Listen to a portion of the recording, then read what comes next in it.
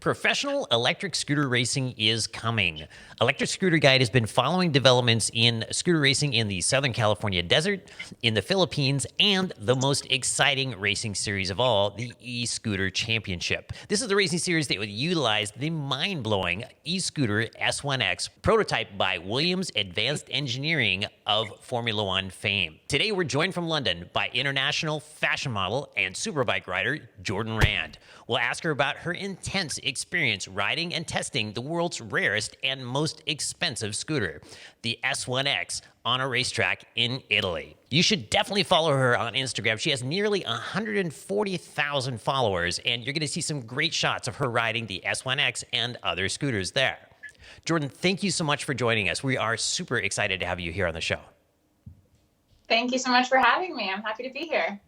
So I've read that you've recently become a member of the official eSkooter Championship rider pool, and this is a group of racers that will test the S1X and have a chance to make it through and become official racers in the ESC Championship. How did you first hear about the eSkooter Championship?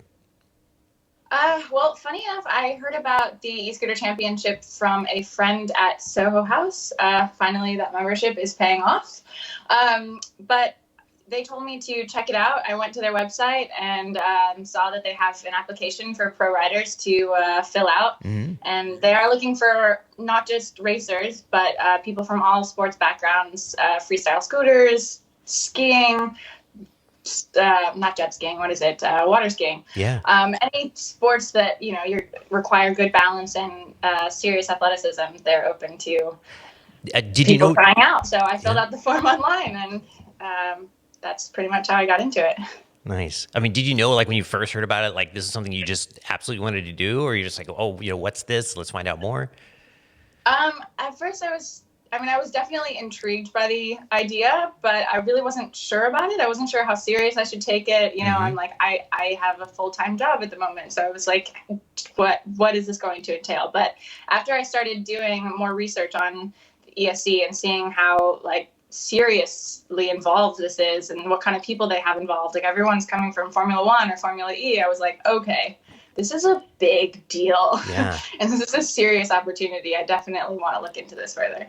I have to say, I had the same first impression, because it's like, you're like, eSkooter racing, this just seems so, so out there. And then just like you start digging into it, and you're like, wow, this is an amazing team they've got.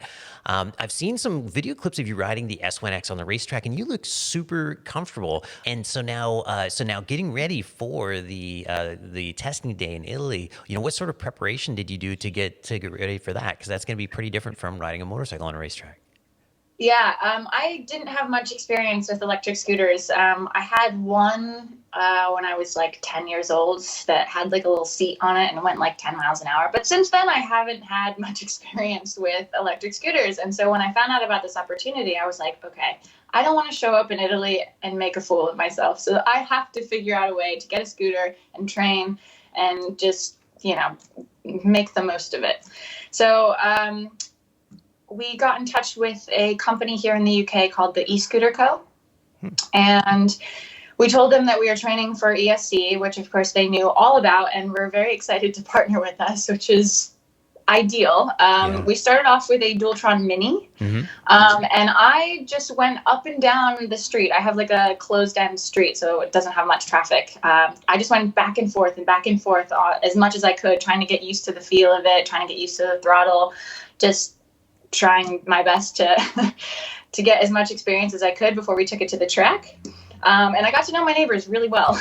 They were all coming outside because I had my full race suit on. Well, and they're also a bit excessive for a Dualtron Mini, but like I looked like a total stormtrooper, predator, or whatever, just going up and down like this cute little street in the center of London, and everyone was like, "What is happening?" So that was fun. And then we took it to the track at Wilton Mill. We finally found one that allowed electric scooters. Mm-hmm. That is one thing that is difficult. Is finding a track that allows electric scooters. And right now, if you go to a karting track, their insurance usually only covers karting. Oh, wow. Yeah, and then you probably had to rent the whole racetrack then.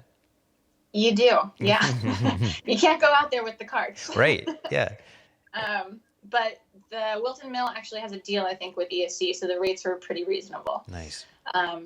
And yeah, I mean, it was pretty intense. We would wake up at 4 o'clock, 5 o'clock in the morning and drive 2 hours to Wilton Mill from my apartment in London to go train on the track. And then after we upgraded from the Mini to the Dualtron Storm, which is a ridiculously fast scooter. It's also ridiculously heavy. Yes, that is super intense throttle response on that scooter. And the wheels are block wheels. They are not ideal for cornering. So it was kind of like a situation of like the Mini was like a Goldilocks situation. The Mini was too small. The Dualtron was too big. And we finally settled on the Dualtron Ultra, which had speed and it was lightweight. Nice. And that was the first scooter that we put the PMT tires on, so that we could actually start getting some good cornering going. Fantastic. Well, and how different was that so the PMTs are, for people that don't know, those are slick racing tires. And Yes. And so did you get a chance to ride it with the other tires first and then switch to the PMTs? With the Mini, I had the standard tires, and with the Storm, I had the standard tires. Nice. And it was not ideal. Yeah. There's no grip, so you really can't lean with the Dualtron Storm. And anyone else who is considering doing any kind of track training, really consider switching up the tires, because it can be actually quite dangerous to try and corner with the stock tires. Yeah, I've heard from the folks in the Philippines that that stock tires were not ideal, and it's got me even more intrigued now. I haven't tried the PMTs yet, and so I'm super curious to give those a try. It makes all the difference. Yeah. And so now tell me about how the testing in Italy went with the at the ESC track day. When was it, and what track did you use? It was at the end of July. It was right after my birthday. So it was in Adria International Race Karting Track, which is, I think, one of the best karting tracks in Europe, or at least so I've been told. And it was pretty exciting. It was a really beautiful track and really well kept. And yeah. Nice. And how long were you there for training and testing? We were there for a total of 3 days. The first day was just kind of a safety briefing day, really getting to know the safety rules, walking the track, getting familiar with the scooter, and getting to watch some of the other test riders ride. Also getting to know the other riders from all over the world and getting to know the team. So the first day was chill. And then we trained for the next 2 days. And then your safety gear, are you wearing like the same leathers you would wear for riding a motorcycle on the track, or were these like special made for racing scooters? Yeah, same leathers that I ride motorcycles with. And they are custom because I am really tall and also really thin. So when I would go into the Dainese store or whatever suit store to try them on, it was either they were too short and they fit my waist, or they were tall enough to fit my height, but they were really baggy. So custom was kind of the only option that I had. And I don't know if you remember the T-Mobile girl, like the T-Mobile commercials. She had a motorcycle. It was pink and black. I have always been obsessed with her. And so I also painted all of my motorcycles pink and black the exact same way. So when I got my race suit, I was like, I have to have a pink and black race suit with the pink on the side, just like the T-Mobile girl. Nice. Did you get to ride the first day, or was it just, no, it was all it was just an orientation day, just a safety day. When you first went out, did you do like lead follow, where you kind of go out in groups and follow a leader around to find the lines? No, we didn't actually. They kind of like... They just turned you loose? No, I mean, we got to walk the track, so we kind of got understanding of the lines the day before, but we didn't start following the previous test riders until later on in the day, or even on the second day, I think. That was when we started getting lines. So I think they kind of wanted to test your knowledge of racing lines and how you would maneuver your way around the track naturally. That makes sense. And then give some more advice. But they also didn't want us to go in there and like try to lay down crazy fast lap times. They just wanted us to get comfortable with the scooter. I mean, this thing is powerful, and they did turn down the power to 40% on the first day. Yeah. And then gradually increased it throughout the test. How many other riders were there testing? There were 12 test riders there. 5 female and 7 male. Nice. And then I assume Kodo was there. We've interviewed him before. He's the development rider for the ESC. Yes, Coda was there. He's Nice. awesome. Nice. He Yeah. actually gave me a lot of tips and a lot of pointers. I really Yeah. appreciated him. Have you seen any of his videos where he's like riding the trick scooters? Yeah, he's Crazy. sensational. So Really amazing. impressive. Yeah. I don't know if you know the lap times of the other riders, but you know how you came out relative to the whole group? They didn't want us to know, Mm. but Hmm. they did eventually give us some information about that. And I Yeah. found out that I was the fastest of the girls on the track, Hmm. but I was still a few seconds behind Coda. Yeah. But he's That's had not a lot bad. more time on the scooter, so I am hoping that I'm going to catch up to him soon. Yeah. Yeah. He's been testing for a long time, and then got some experience before that as well. So that's fantastic. Yeah. And then, so I didn't know about the figure skating, but I did read that you've won, like multiple state championships in track and field. It sounds like that could be a big advantage, given it sounds like there's a lot of physical endurance there. Do you feel like that would be a big factor in winning a race if you end up racing?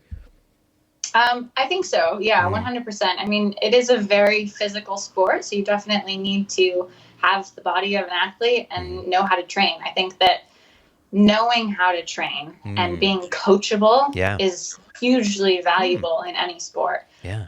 So if I have a coach, if I'm working with somebody one-on-one, if they tell me to do something, I'll Mm. do it. I know Mm. how to isolate my body and do what needs to be done, and I think that that's really important. So I'm grateful for my sports background in that regard.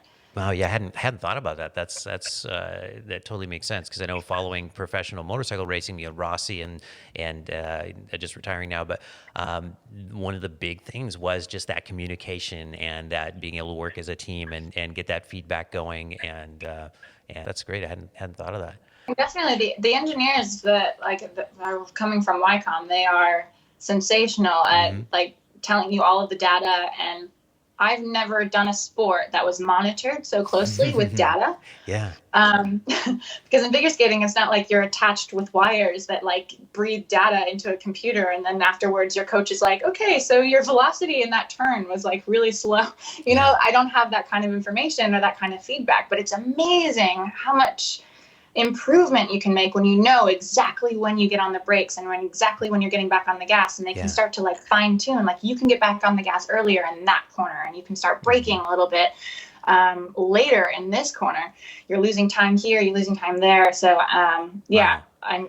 the team element is really valuable. That's amazing that we're getting down to that level of detail in just a couple of days. That's a sign that of a real true professional effort there. And then you mentioned YCOM. So we had Williams Engineering develop the initial prototype, and then YCOM is continuing development and manufacturing these. Were there did you each have your own engineer from YCOM, or how did that work out? Yeah, we were in different garages with Yeah. different. We were paired off in twos, so Hmm. each two riders had their own engineer. My engineer's name was Guillaume, and he is amazing. I am so excited to work with him again because he made all the difference in the world in my riding. I think I saw you give him a shout out on your Instagram, in fact. Yeah. Yeah. No, the YCOM guys are fantastic. Nice. What were there any crashes or near misses that you can talk about? Yeah, definitely. I mean, look, crashing is a part of racing. Absolutely. You're not giving it your all if you're not. I mean, of course, ESC made sure that everything was done at absolute safety levels. Yeah. No one was injured. Everything Nice. was perfectly fine. Nice. I think it was just all about testing our limits, which is pretty exciting.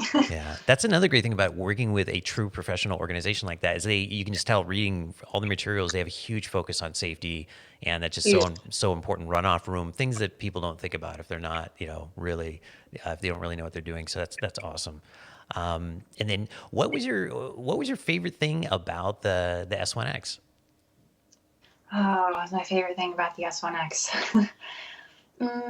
It's pretty. It is a very good looking scooter.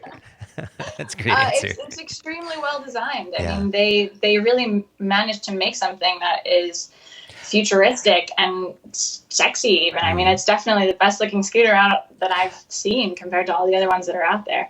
Was it easier or harder to ride fast than like the Dualtron?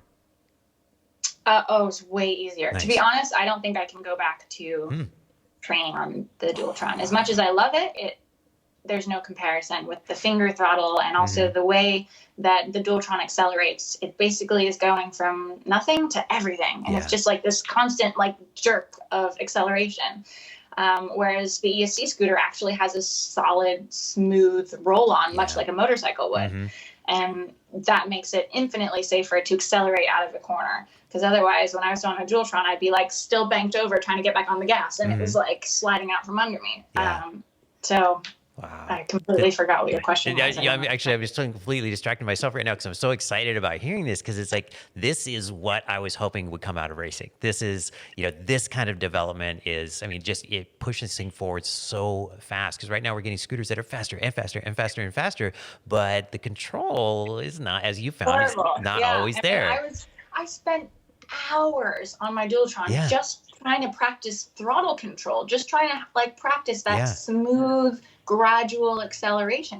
And And it's nearly right, impossible. you feel like you're doing it wrong, but it's actually Hours. the I spent scooter that's hours fighting like you. just really Yeah. trying to train my finger on the trigger. And so I was genuinely nervous when I was getting on the S1X. Oh Like yeah. if it's anything like the Dualtron, I don't know how I'm going to be able to do this. Yeah. But the guys at YCOM have done such an incredible job at rewiring it to have a smooth and steady acceleration so that Mhm. you can really give it gas out of the corners and Yeah. not lose the back end. And now Coda mentioned that there is a boost button on there so that when you're coming out of a corner, if you put too much power into the front wheel, it can cause problems. And so then Right. you would use this boost button to get like maximum acceleration down the straightaway. Is that still something that they're using? And It is something that they have on the scooter 100%. However, we were not using it during this particular test. yeah. I guess maximum straightaway speed is not necessarily the thing you're going for when you're trying to learn how to ride a scooter. Well, I mean, the majority of our time spent on the track was in cornering. Yeah, absolutely. There were not very long straightaways. Yeah, So sure. honestly, even if You we just- tried to use it, You're we gonna- would have been braking right away you're gonna- to go into the next turn. Boost yourself right into the hay bales. Yeah.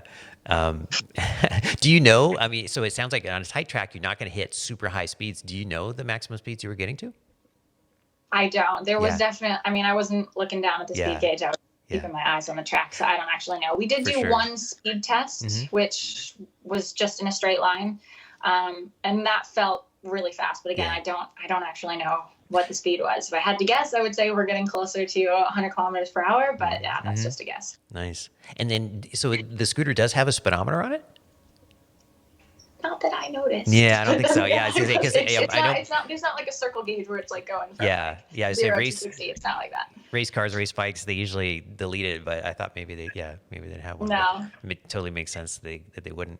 And then what were the brakes like compared to like other scooters or compared to your motorcycle? Pretty comparable actually to the Mhm. motorcycle brakes. I felt very confident. I didn't ever feel like I was going to lock up or that I wasn't going to be able to stop in time. They're definitely better than the Dualtron. Yeah. And I guess I have to say I was really relieved when I went to the S1X. It made all the difference in the world. wow. Now I really hope I get a chance to ride one. They're talking about coming to the Midwest maybe sometime in the next 6 months. I'm hoping I get a chance to go check one out. And then this, I'm I sure guess, time will come. yeah. So another thing that's really different, of course, with the braking is the stance, right? When you're on a motorcycle, I mean, you're just moving your body around a little bit, but you're moving your body around probably quite a bit on the scooter. Did you find yourself having a different stance on this scooter than other scooters, or how was it? When I was training on the Dualtron, I was really just playing around with what body position worked best for me. And to be fair, I still change it from time to time. Sure. It depends also on how my legs are feeling. Yeah. At the moment, I change my legs based on how tired they are, not necessarily based on cornering. But that's different for everyone. Some people switch their feet in every single corner. Some people keep their feet exactly as they are. I'm still trying to figure out which is going to be faster at the end of the day. Yeah. And then, yeah, that's something that I've definitely noticed on different scooters. You ride different ways, and then it's just an ever developing thing. The scooter stance. And so now that you've had this experience, what's next for you and the eSkooter Championship? Are you seeking sponsors, or is any crowdfunding that we can plug for you? I mean, I'm always seeking sponsors for sure. I think that's definitely an important aspect. I'm really looking forward to the next test that they're going to have in Italy in September. And they're also going to have an event in Rotterdam in October. So those are the 2 events that I'm looking forward to. But in the meantime, I think I'm going to be training either on pit bikes or motorcycles, because I genuinely feel like that feeling of accelerating with a twist throttle is going to be the most similar experience in comparison to the F1X. I don't think I'll be training on my Dualtron. Yeah, wow. I hadn't even thought of that. So now that it's so different that the training wouldn't even be relevant, I guess. And so now you're having to get something else. So I imagine they're not giving you an S1X to take home with you. Unfortunately not. No, the only time I'll be able to ride it is if it's an official ESC sanctioned event, which I think is for the best. Ultimately, I think it's going to keep a lot of people safer. But yeah, Joe Ackroyd, he's like such a legend on motorcycles. He's one of the test riders for ESC, and I spoke to him prior to my first test in Italy, and I was like, what do you recommend for training? And he told me, like, you should really try on pit bikes. But in my head I was like, no, I need to get on a scooter. I need to get on a scooter. And now after being on the scooter myself, I'm like, I should have just been on pit bikes, damn it. Oh, that's great. So Jordan, is there anything else you'd like to share with us about your experience in racing, everything else? I guess I just wanted to share stuff about ESC as a whole and like why I'm so excited about this project. Firstly, the fact that women are able to participate and they get to compete with the men. I feel like there are not enough women in racing, which is just really exciting to me. And also the fact that they're opening it up to people who aren't professional racers is pretty exciting. I mean, there was a time in my life when I was racing motorcycles and I had a coach who was like, you know, you're pretty good at this. Like, you're easy to coach, and I could see you going a lot further with the sport. And I was like, should I quit my job and become a professional motorcycle racer? Like, should I try out for MotoGP? And I was just like, that is absolutely laughable. Like, I'm not going to quit my job and try to rival like, it's just not going to happen. Valentina Roth, I can't even, it's not, forget it. But then when this sport came about, I was like, wait a minute. I could kind of train maybe and become good at this, because it's a sport that doesn't exist. So there are no pros. You can't be a pro at a sport that doesn't exist. Nobody started doing this at 8 years old. Everybody started right now. With all kinds of hope. I was like, we're all kind of starting on an even playing field, and we're all like learning and growing together. And I was like, this could be my opportunity to fulfill that like burning desire to become a professional racer. And so I think that that's really exciting and really hopeful. And also the fact that it's sustainable and they're trying to make a better world it's inspiring. And I do, like you mentioned, I love their inclusive approach to the sport, just reaching out to, you know, people of all backgrounds. It's something that, you know, motor racing in general has been, I think, better at than other sports for a long time, and that men and women, you know, just get in and race against each other. And I feel like ESC has taken it a step further and just really tried to focus on, you know, just including everybody and bringing everybody in, because this, you know, racing, I don't know, I think racing's for everybody. Yeah.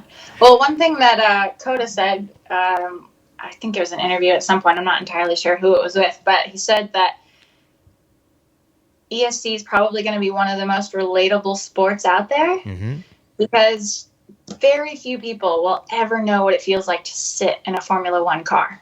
Like, really? Yeah. Who's actually had the privilege of sitting in a Formula One car? Very few people. But almost anyone can have an idea of what it must feel like to stand on an electric scooter. And I think that that's pretty cool. It's pretty exciting. And I think that it could actually grow and develop a lot of interest because of that fact that kids, you know, will actually maybe grow up dreaming of becoming a professional electric scooter racer because they've had one forever. Yeah.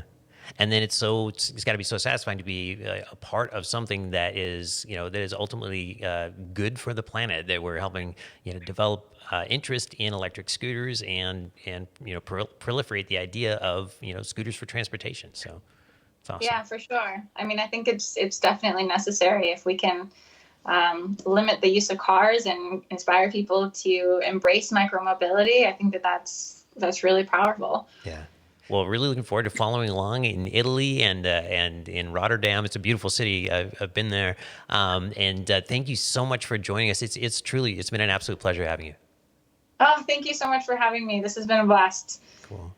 To see what's next for pioneering scooter racer and model Jordan Rand, be sure to follow her on Instagram at Jordan_Rand.